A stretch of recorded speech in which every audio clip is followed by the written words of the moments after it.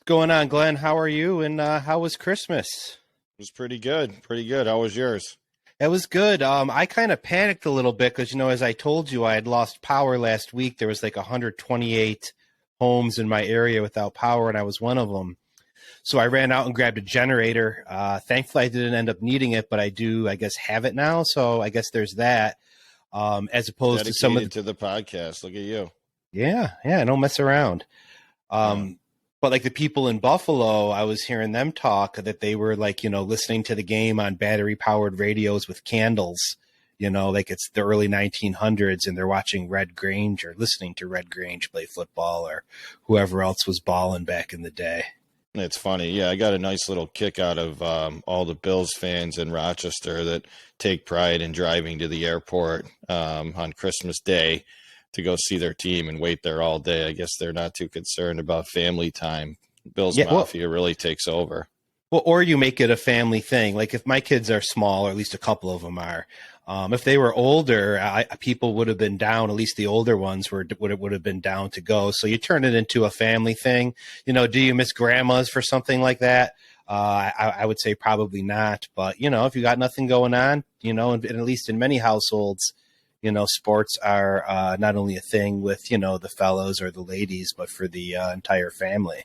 Yeah, I think if it was the Jets arriving, I think we'd probably have about 10 people there. So more power to the Bills Mafia. Yeah. I think the only thing is people pretty much expect them to bring their shovel now when they come visit them. That's the only way they can get their cars out, apparently. Yeah.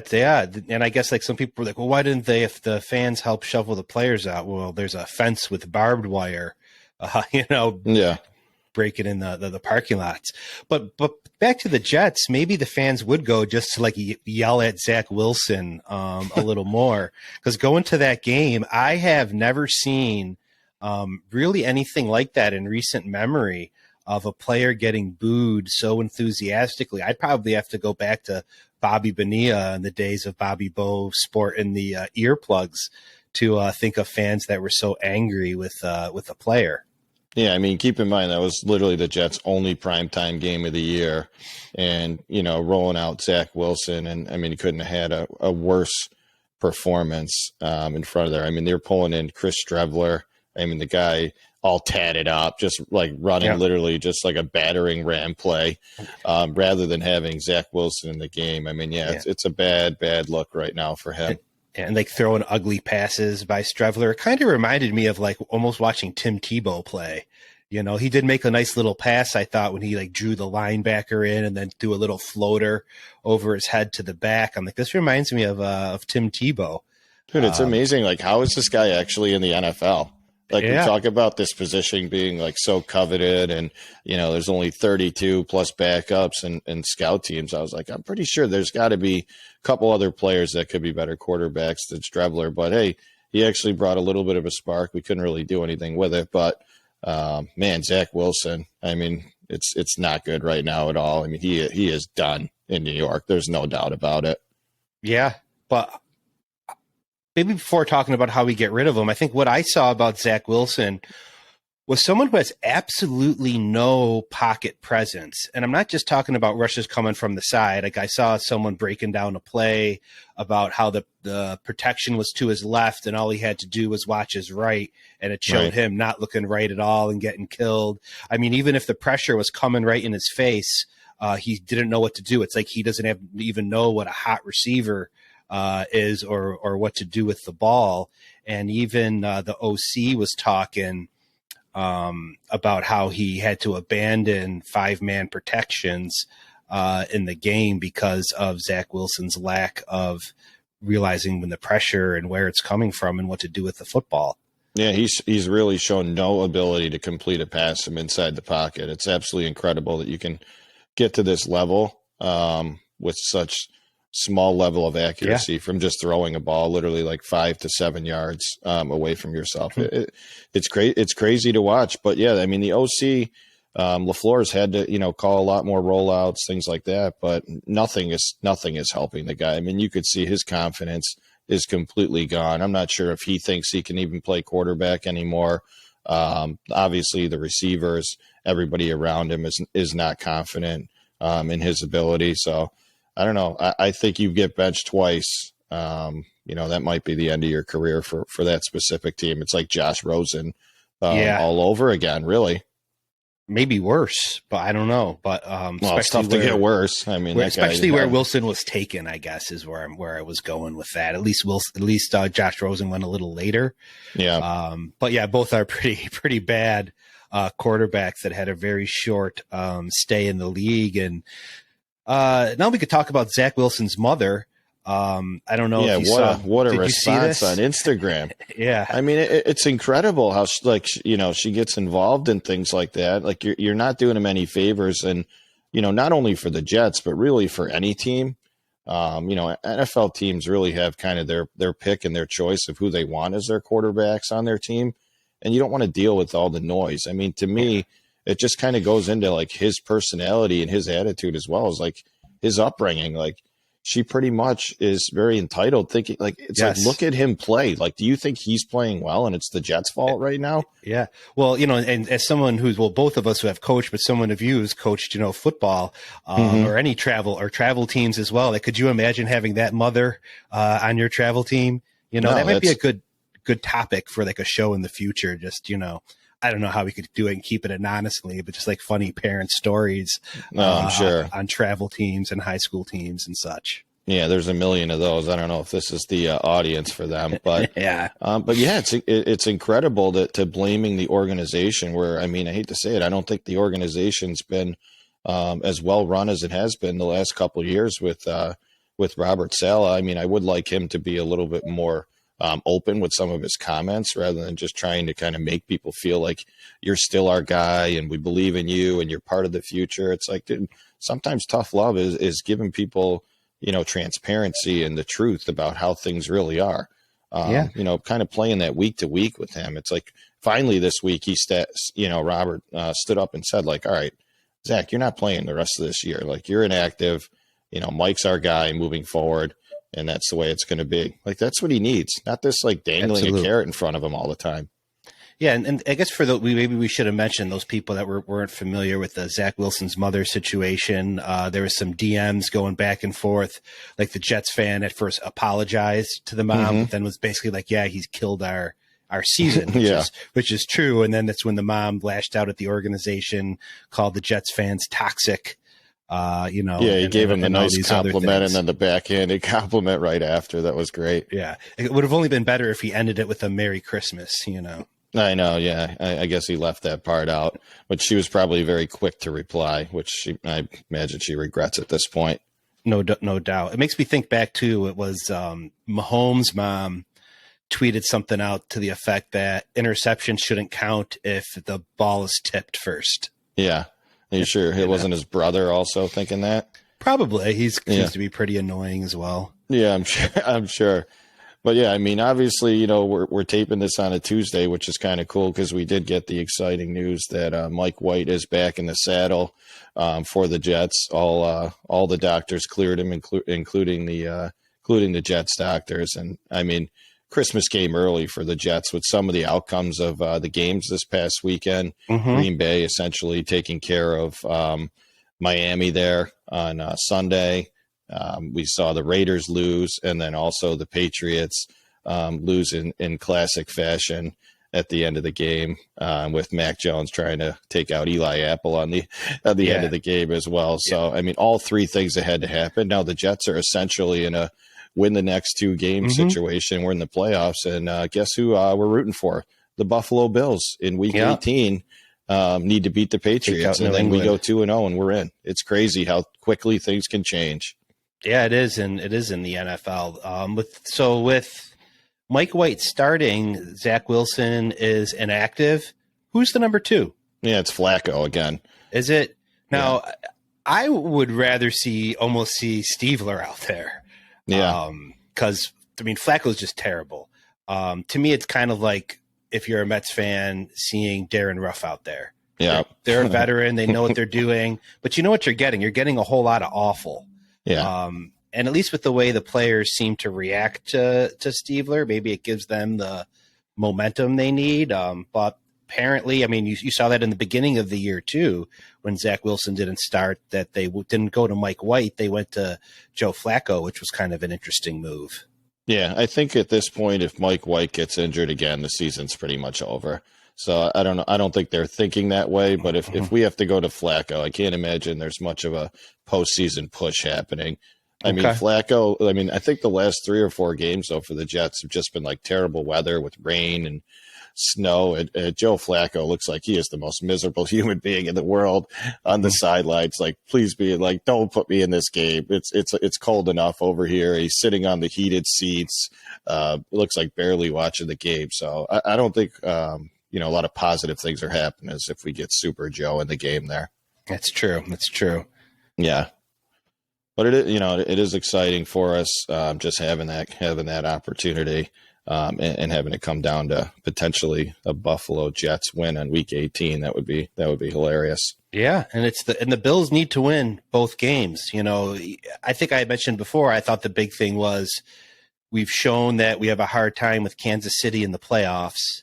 Yeah. Going there, so we got to bring them to Buffalo. But I almost feel now that the way the Bills are banged up, that what's more important to me is giving people some time to get healthy.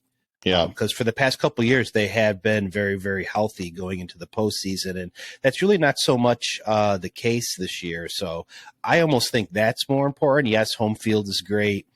Yes, you don't want to go to Kansas City, but I think they really do need that rest more than anything. Yeah.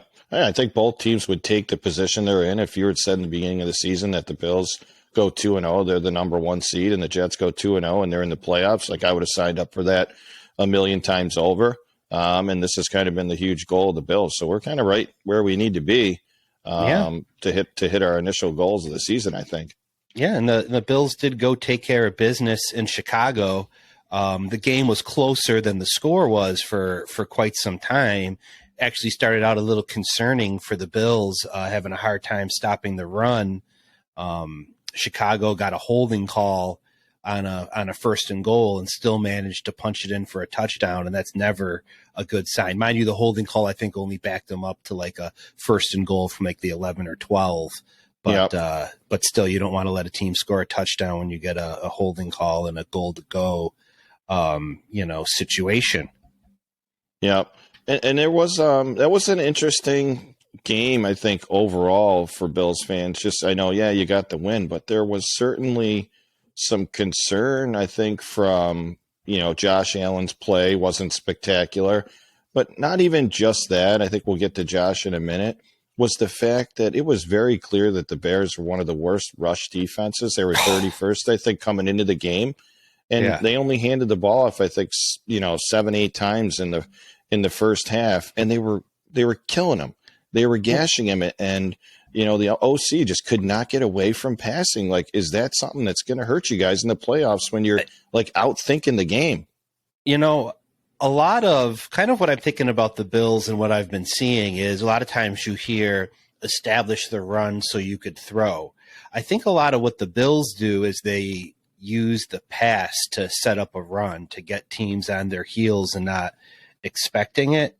But when you do, I do see your point, because you look at the size of the holes the O-line was bringing up. They looked big when I was watching the game live. And when I watched the replays, like you could drive a snowplow through some of those holes. And also how explosive James Cook has looked. I mean, he looks like he's shot out of a cannon running the football, and Singletary does just fine. I think the Bills, I think they somewhat have the mentality of like they can only score fast if they're like going fast and throwing downfield and, making big plays and things like that. But when if you really do your homework and you put together a good game plan, like this game right out of the gate, should have been like, hey, this is going to be a run heavy game. I think the Bears were actually like in the middle to top of pass defense, but absolutely horrendous against the run. And then the Bills continue to kind of come out passing. Like, I think they went into halftime and McDermott was probably like, dude, run the ball. Like, this team cannot stop the run. Yeah. And you saw how the adjustments that they made in the second half, just a huge dose of the run game that really allowed for them to get some big plays. And that is the thing about the Bills. When you're not trying to make Josh Allen do everything, is when they're unstoppable. When it's either moving the ball around, spreading it around to receivers, and not maybe making it all Allen and Diggs, which is what you've seen a lot of Well, not recently. Some people find that alarming, that he hasn't been going to Diggs, but if you watch and Diggs' body language is still crying on the field, so they better figure that out pretty soon. Yeah, he wants the ball, but yeah, it's just you even saw Cole Beasley sighting in there for a pass, so it's kind of like, when are you going to let him back in the game? So I wasn't really. I mean, the play calling is kind of an issue. I have gone into that a little bit before about who knows about Ken Dorsey. Again, it's his first year; he's figuring things out. One thing that it's so funny, the difference between Bills and Jets fans is like, when it's the Jets OC, we're ready to like kill the guy and crucify him and get him out of town. When it's the Bills and like Josh Allen and Ken Dorsey, it's like, they're just figuring it out. They'll be fine. We're just working through it. It's such a different mindset. Hilarious. And the same, really with the same situation almost. I mean, our OC's in his second year and we're like calling for his head. Yeah. Well, Bills fans, it's pretty hard to criticize Josh Allen, I think, just because how beloved he is. And then also when you look at it as, where would the Bills be without Josh Allen? Right. Are we a version of the Jets, right. or New England or something like that? Without him, go ahead. Or Miami even. We were having this conversation the other day through text message about if the Jets hadn't have won that game 2 years ago against the Rams, who wound up winning the Super Bowl, they would have Trevor Lawrence, but potentially wouldn't have Sauce Gardner and Garrett Wilson, because we would still have one of the picks because one of them came from Seattle on that ridiculous trade for Jamal Adams. Thank you very much, Seattle. But we would have Trevor Lawrence, which, I mean, the Jets with Salah, Trevor Lawrence, maybe not Gardner. I mean, this team is probably still pretty loaded because Breece Hall was a second rounder. I mean, he wasn't even a first round pick. Yeah, it's, at the end of the day, it's a quarterback driven league. That's why, when it comes to like running the ball, I'll give grace with that. As you know, like I hate statements like balanced attack, establish the run. I just don't like it in the modern NFL. I think you do need to run the ball, and the Bills have shown, and plenty of other teams, what happens when you do have an effective run game mixed in there. It's all about the quarterback. Now, but so speaking of the quarterback, it's like you have PTSD in fans and maybe even with the players, because the Bills had a situation where it was in the second quarter and the Bears punted and we were like on our 2-yard line and we're on our center. And it's almost like every time now, because of that Minnesota game and the botched snap, it's like, oh man, I'm nervous. And they fumbled the snap. So it's almost like, do you just go out of the shotgun now because that's what they're used to? But at the same time, children could snap the ball under center. So yeah, I get the idea that we're mostly a shotgun team, but if children can snap the ball under center, then we sure as hell better be able to. Yeah, you would think they'd be able to. Yeah, the little things, it's you got to be able to do the little things to be successful, play in and play out. But yeah, I mean, so tell me what you think about, Allen's play overall in that game. You saw a little reckless Josh. So this year you're seeing more of, sugar high Josh or Superman Josh, the guy trying to do too much more often. I think the first interception I didn't have a big problem with because I think it was on third down and it was a pass way down the field. McKenzie was double covered in the end zone and he threw him the ball anyway. So it basically was like a punt. So why not throw that ball? Maybe you get a roughing the passer. Maybe you get a holding. Maybe you get a pass interference. So that one I didn't have as big of I didn't think looked as bad as the other ones, at least to me, because it's just like a punt. And I think the other telling thing too is a lot of outsiders and Bills fans are a little critical of McKenzie, but Josh certainly has not lost confidence in McKenzie because he continues to go to him, and even in very important situations like that one. And it's the same thing with Davis. Davis saw a lot more action than Diggs did. But yeah, lots of reckless play you're seeing from Allen, but that's also the thing that makes him great. Right. Is that he scrambles around. And even it was in the third quarter where he scrambled around and ran out of bounds with the ball, but he's running with it. He's even past the line of scrimmage and he's pump faking to try to trick them. And then they give him a push that could have been called the late hit. I'm not complaining that it wasn't. But again, you see the showmanship of Josh Allen, that he goes down, maybe a little exaggerated, a little LeBron James flop, if you will, by Josh there. So, am I overly concerned about it? No. Do I like it? No, I don't like it either. But it goes back to, it's really hard for me to be critical of Josh Allen, because where are we without the guy? No, I get that, and I know he's going to make some mistakes. I think it was one of the coldest games played in a while, but. I just think that really they should have probably won that game, walking away against the Bears. But I think a little bit was that game planning that we talked about earlier. A little bit better of a game plan early could have really separated them in the first half. They're, allowed the Bears to kind of hang around and make it a game at the end with that late turnover.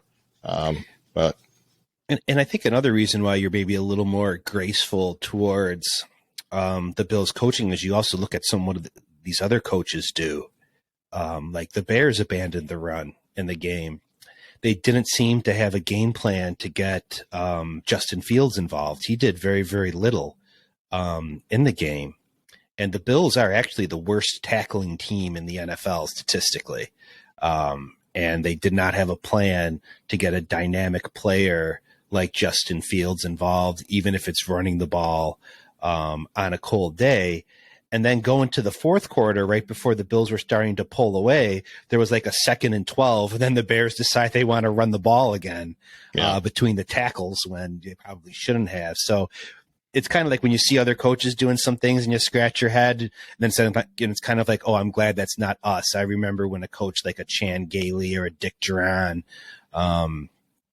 would have been doing stuff like that. Yeah, that was kind of surprising that Fields stopped running the ball really around halftime. He was running around a little bit in the beginning, but that's obviously a key piece of his game. But he really stopped running after halftime. Maybe the Bills, put a spy on him or something like that. But I don't know. We'll see. I guess we'll, it was a good win for them. And now the true test comes this week against Cincinnati. Yes. Yeah. And it will be a test. Obviously, the Cincinnati's on a 7-game win streak. Yep. The Bills have won 6 in a row. And it's the first time since something like 2012 that two teams with a 6-game win streak have met in the month of December. Okay. The last time it was Patriots and Texans. And of course, the Patriots, blew them out. So maybe the Bills are hoping for that same, result there. But, I was also trying to pay attention to, sometimes it's interesting to look at what the beat reporters are saying in the team you're playing. In this case, it's Cincinnati. And I guess what they're concerned with a little bit is their O-line. They got a right tackle situation where Collins is out and this Hakeem Benajee is stepping in. I guess he's a versatile player. He could play the guard. He could play the tackle. They line him up as eligible since their tight end went out.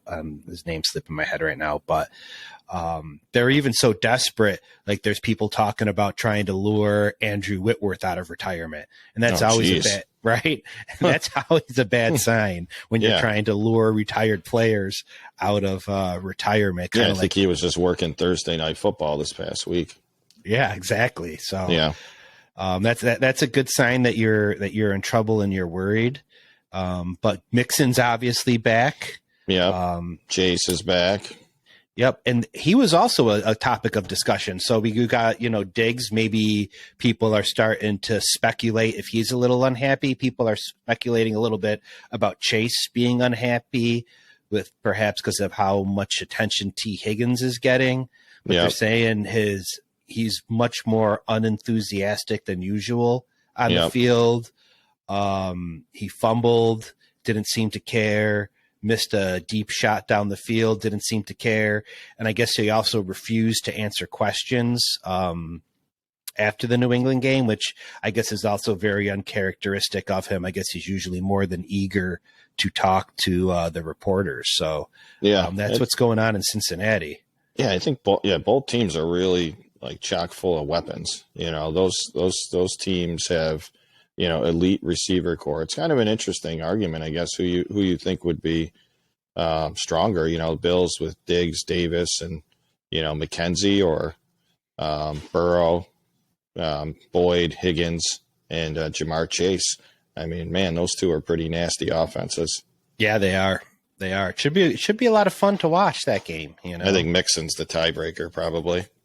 He could be, but look how what James Cook is coming in there to do. So, right. The other thing too is even if their line is a little banged up, as we know, Joe Burrow got sacked like an ungodly amount of times last year, and he still went to the Super Bowl. So he just seems to not care. Like he is Joe Cool.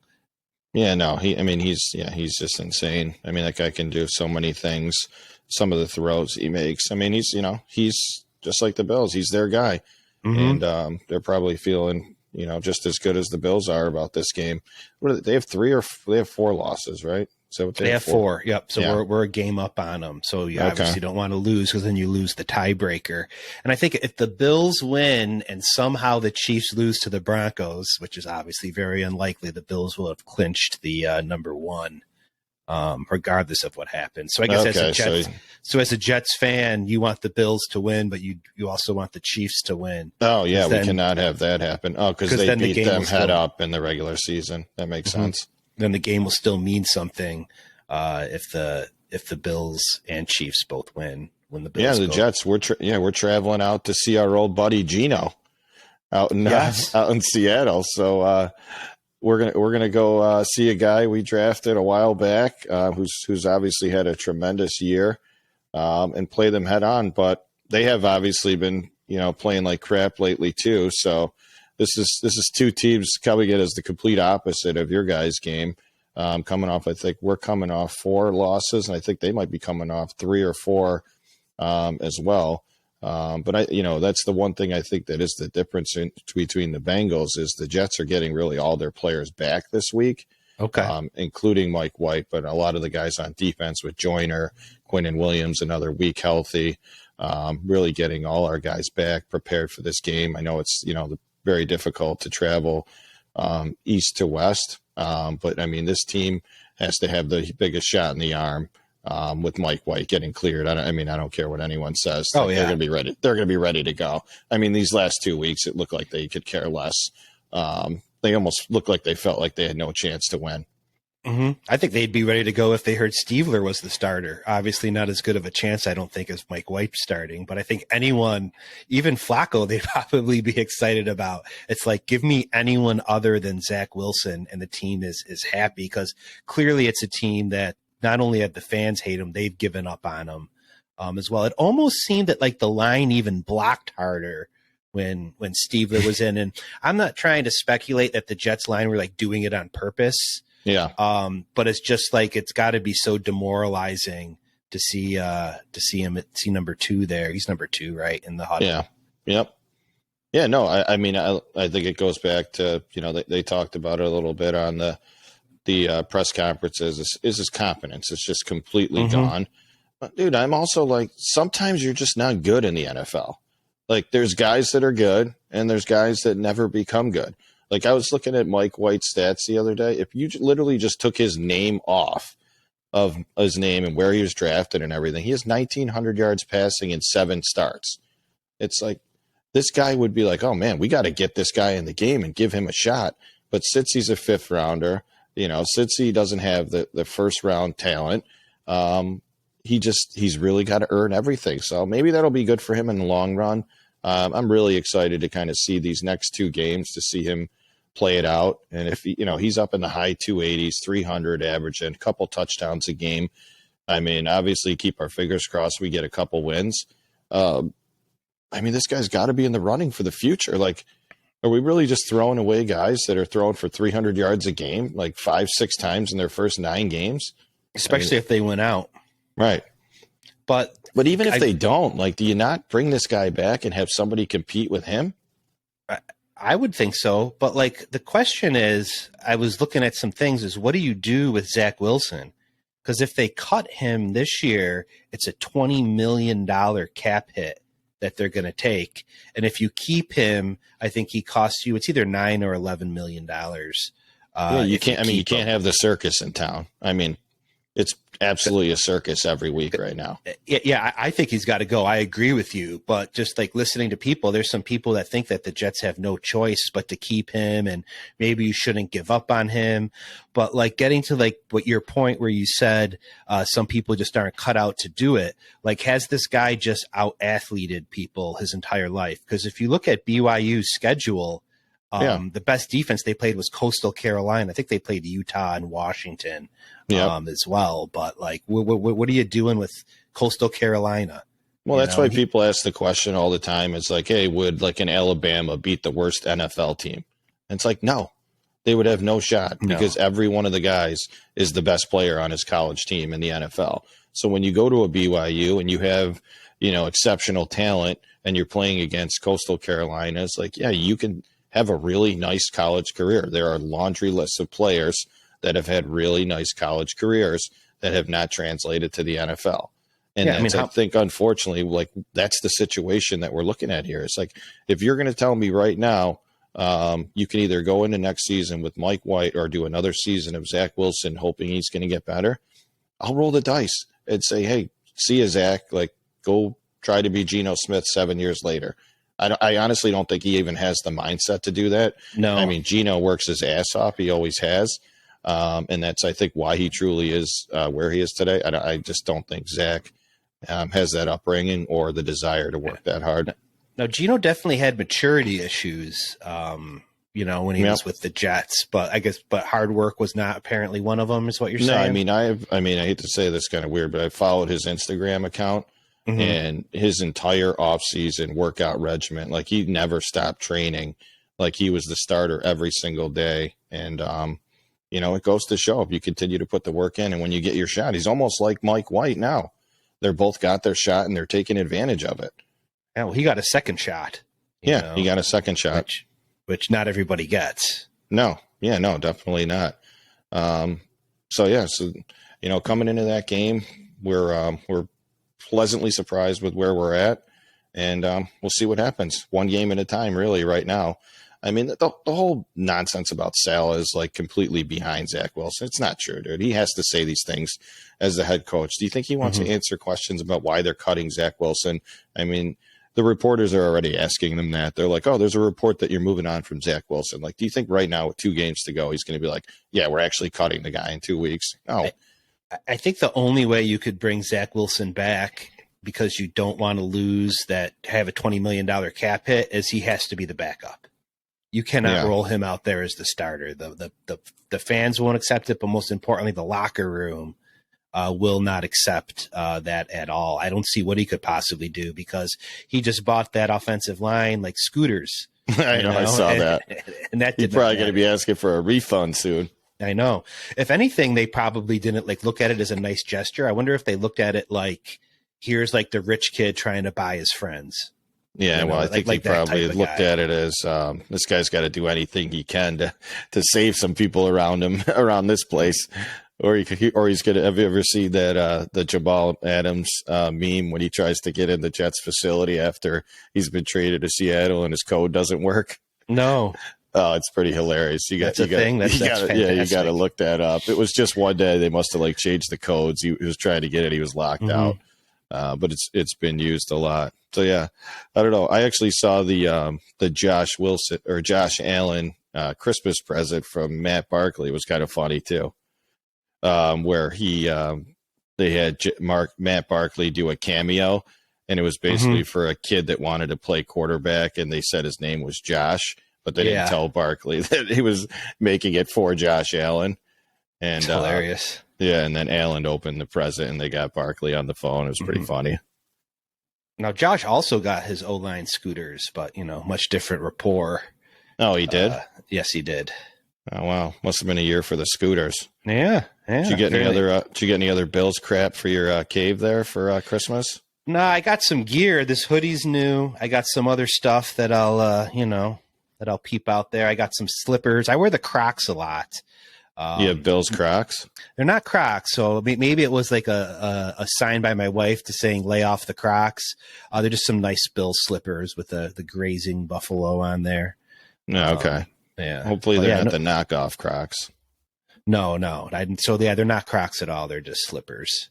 Nice. Yeah, it's weird. People don't know this, but my daughter's actually a Bills fan now as well. So me and my son are the Jets fans, and my daughter, I think she just does it probably to get me upset. Yeah, she's definitely in upstate New York, all in on Josh Allen and the Bills. So she got a nice little sweatshirt and a Josh Allen T-shirt jersey this year for Christmas. Nothing like the house divided on Sundays. Yeah, it was crazy. So I don't know. So it'll be a great weekend of football coming up. We both play Sunday this week. You guys are Monday night. We're Monday night. It's a long wait. Like that really, I love that the Bills are good enough to get all these primetime games. But yeah, you guys have had like 7 byes this year. It's amazing. The most rested team in the NFL by far. But what like you go through mentally as a fan, it's not always fun. No, definitely not. But it is nice to watch those primetime games when your team's good. So. Oh, absolutely.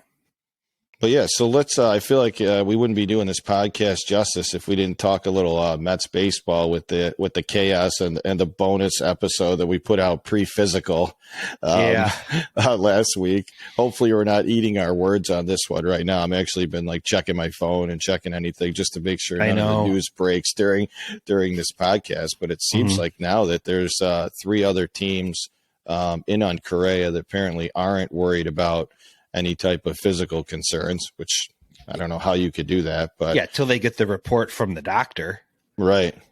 Because how many other teams, like maybe the Mets could afford to say, okay, we're going to sign him for 12, but we know we're only going to get 6 good years out of him. Maybe the Mets could afford to do that, but how many other teams could afford to be that reckless? I'm not saying the Mets are going to be reckless. Obviously, they're not.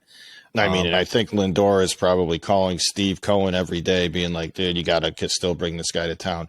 But I just think it's interesting. Like, are we really that concerned about his repaired leg from 2014? I mean, if that thing's held up for 8 years already with no issues, I mean, I'm no doctor, but I mean, I think that if something could have happened in the first 8 years, right? Mm-hmm. And doctors obviously know a lot, but sometimes they're wrong. Like they're worried about it degrading possibly. They could be wrong. Sometimes that happens too. So you could walk away with some egg on your face, I guess, either way that this situation plays out. But the latest report I'm seeing is that Correa's camp does not really want to budge on the years or the amount. No, and he has Scott Boras, who that guy apparently has never renegotiated a contract after the physical. So that's not a good sign for either us or potentially other teams, because I guarantee those 3 offers are not coming in at what the Mets are offering him. No. So he has to be pretty pretty willing to work with the Mets. I imagine it's the best offer on the table still. Yeah. Maybe he should get a hold of Michael Conforto and see how that worked out for him. Get them on a conference call with Boris. Oh my God! He went to the Giants for a short deal, right? Yeah, he went to the Giants. So the Giants in the lineup now has Wilmer Flores, J.D. Davis, and Michael Conforto. So maybe they'll take Ruff back. I would have wanted them to take McCann, but Baltimore did that for us. Yeah. Maybe Ruff can head back. I mean, I'm sure there's a couple other guys we could throw out their way as well. Yeah. Who else? Do you get rid of Dom Smith at this point? I think so, or he just is a career minor leaguer. We got so many guys in the minor leagues that probably doesn't even matter at this point. Yeah. It's too bad for him. But yeah, hopefully this deal works out. Number one, it's our first bonus episode. We'd have complete egg on our face. Would be hilarious. But I guess that's the beauty of being able to come back on and talk about it. So hopefully next week we'll be talking about how he's officially signed, sealed, and delivered, and the Mets are World Series bound, just like we expected them to be. Now, there is some speculation that the Mets might be interested in the third baseman from Boston there. What is his name? Devers? Oh, yeah, Rafael Devers, yeah. Yeah, that they might trade for him. Yeah, well, I mean, I don't know where he's going to play if Correa actually comes through. I think that's if Correa does not come through. Oh, yeah. That's the case. And we have some young guys that we could trade. I mean, I don't want to see Beatty go anywhere. No. Or Alvarez, obviously. Yeah, I think he's untouchable. I think. But I think Mauricio is very movable, especially if you're getting another guy that could play on the left side of the infield. Oh, definitely. Vientos, I think you could trade him. They're not too high on his defense. I'd like to see him get a chance. Yeah. Personally. Yeah, definitely. Well, I think this next week, hopefully we finalize that. And then as we get closer to spring training and stuff, we'll really heat up the baseball talk when, kind of March Madness and football starts winding down. I know we're working on some guests to potentially bring on, which would be pretty cool to spice things up here a little bit. So we can't really tease anything out now, but we're working hard at bringing some additional content and some additional guests on here. But it's a big week for both of us. I mean, hopefully you guys will be smiling. You're already set, but you want to be the number one seed in the NFL. But hopefully we're both going into that last week with a playoff shot on the line, and we're both in a good spot. Yeah, I hope so too. Because the Super Bowl odds just go up so much more with that number one seed, particularly the way this year is for the Bills. Yeah, this is their chance. I mean, this is their chance. They got the team to do it, so we'll see if they get the job done. Yeah, a lot of people are saying it's like a playoff game for the Bills on Monday night. So, Yeah, definitely is. It's definitely a measuring stick to see where you're at. So we'll see. Yeah. You got anything else? I don't think so. I think that's all I got. But yeah, we are trying to get some more guests, and we work really hard to produce this show for you guys, and we hope you're enjoying it. If you do enjoy it as you're watching it right now, go down there and click on the subscribe. I think I put out there for my Christmas wish, I wanted 25 subscribers. We're up to 24, so really close. So if you guys could do that, that really does help us get seen, by other people, and that would be great. All right, Joe. Well, I'll talk to you later, buddy. All right. See you. See ya.